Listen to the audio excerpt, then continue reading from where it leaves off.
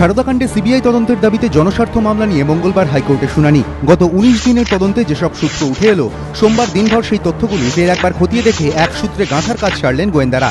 এই কদিনের তদন্তে অগ্রগতি নিয়ে বিস্তারিত একটি ৯০ পৃষ্ঠারও বেশি স্ট্যাটাস রিপোর্ট এদিন রাজ্যের স্বরাষ্ট্র দপ্তরে পাঠিয়েছেন বিধাননগর কমিশনারেটের গোয়েন্দারা। কি রয়েছে সেই স্ট্যাটাস রিপোর্টে? যাদেরকে জিজ্ঞাসাবাদ করা হয়েছে সেই জবানবন্দি, সারদার যেসব সম্পত্তির নথি বাজেয়াপ্ত করা হয়েছে সেই তালিকা, সারদার আয় ব্যয় সংক্রান্ত যেসব নথি উদ্ধার হয়েছে তার তথ্য সহ বিবরণ, এখনো পর্যন্ত যারা বিচারকের সামনে গোপন জবানবন্দি দিয়েছেন সেই তথ্য, এজেন্ট ও আমানতকারীদের সংখ্যা কত, তাদের পাওনা গণ্ডার অঙ্কটাই বা কত, সেই সম্পর্কিত নথি।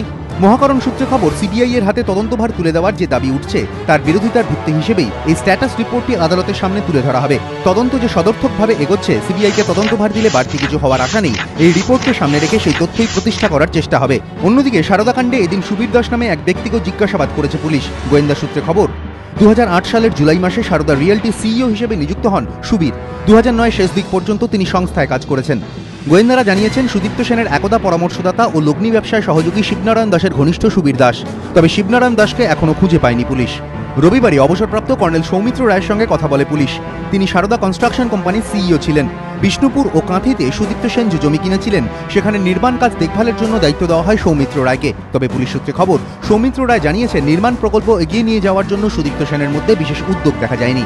অন্যদিকে হুগলি জেলা পুলিশের একটি উচ্চ পর্যায়ের দল এদিন সুদীপ্ত ও দেবযানীকে জেরা করতে নিউ টাউন থানায় আসে। তবে পদ্ধতিগত কিছু ত্রুটির কারণে এদিন তারা জেরা করতে পারেননি। রাজর্ষি দত্তগুপ্ত, জয়ন্ত পাল ও রঞ্জিত সাউ, এবিপি আনন্দ।